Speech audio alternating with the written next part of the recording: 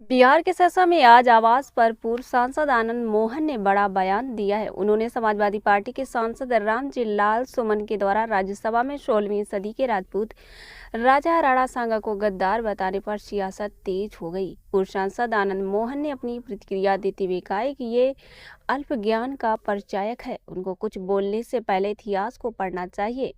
बाबर को इस देश में बुलाने वाले राणा सांगा नहीं, इब्राहिम लोधी के सगे चाचा आलम खान लोधी थे और दौलत राम थे। राणा सांगा के बारे में इतिहासकारों ने कहा है कि न केवल देश बल्कि दुनिया में इतना बड़ा पराक्रमी योद्धा शायद ही इतिहास में हुआ हो। उनकी तुलना नेपोलियन बोनापार्ट से की गई। ऐसे महान पराक्रमी वीर श्रोमणी राष्ट्र नायक राणा सांगा के बारे में गद्दार कहने वाले को सभापति राज्यसभा को तुरंत एक्शन लेना चाहिए। उनकी मेंबरशिप खत्म करनी चाहिए जो इस तरह की भाषा का इस्तेमाल करते हैं। उन्होंने राजनीतिक गलियारे में मुख्यमंत्री नीतीश कुमार के मानसिक स्थिति को लेकर हो रही चर्चा पर प्रतिक्रिया देते हुए कहा कि अगर किसी व्यक्ति की मानसिक स्थिति ठीक नहीं है तो वो कौन व्यक्ति है जो 20 वर्षों से उन्हें मनोनुकूल बिहार में रहकर देश की राजनीति को अपनी उंगली पर नचा रहे हैं।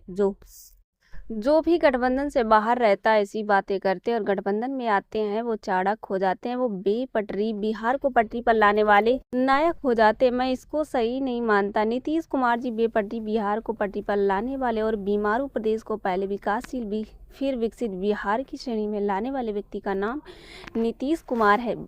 विकास कुमार की रिपोर्ट। ये अल्प ज्ञान का द्योतक है।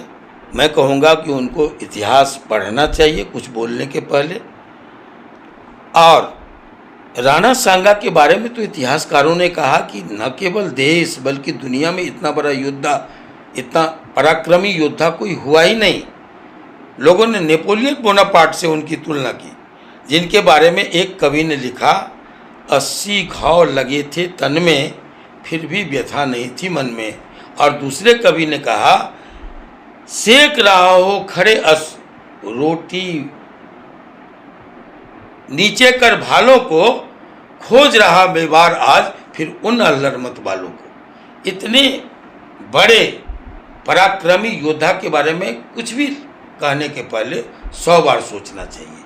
ये वही हैं जिन्होंने खिलजी द्वितीय को पराजित किया, जिन्होंने सुल्तान गुजरात के सुल्तान को पराजित किया, जिन्होंने इब्राहिम लोधी को 2-2 बार ये खानवा में और बियाना के मैदान में पराजित किया, उनकी बेटियों को बंदी बनाए।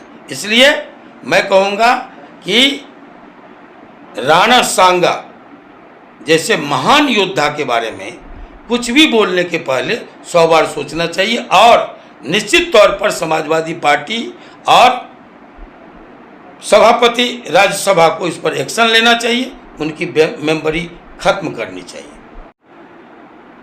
मैं बार बार कहता रहा हूँ कि वो कौन व्यक्ति, अगर किसी का मानसिक संतुलन ठीक नहीं है तो वो कौन व्यक्ति हैं जो बिहार में रहकर आज 2 दशक से देश की राजनीति को अपने मनोनुकूल उंगली पर नचा रहे हैं।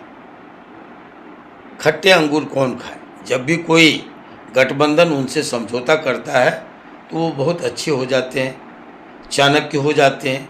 और जब भी कोई गठबंधन दूर जाता है, टूटता है, तो उस गठबंधन के लोग उनको मानसिक संतुलन खो चुके हैं, सठिया गए हैं, ये सारे कुछ सारे विशेषणों से उनको। तो ये सब, मैं इन बातों पर कोई विशेष महत्व नहीं देता ना। ये सुविधा अनुसार लोग उनके बारे में अपनी परिभाषाएं गढ़ते हैं।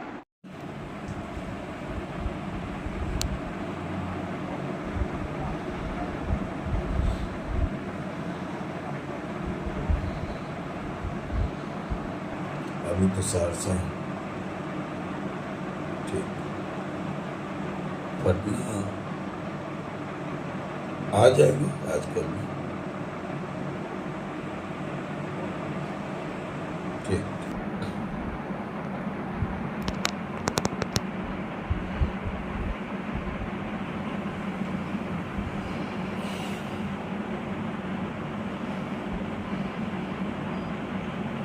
हेलो।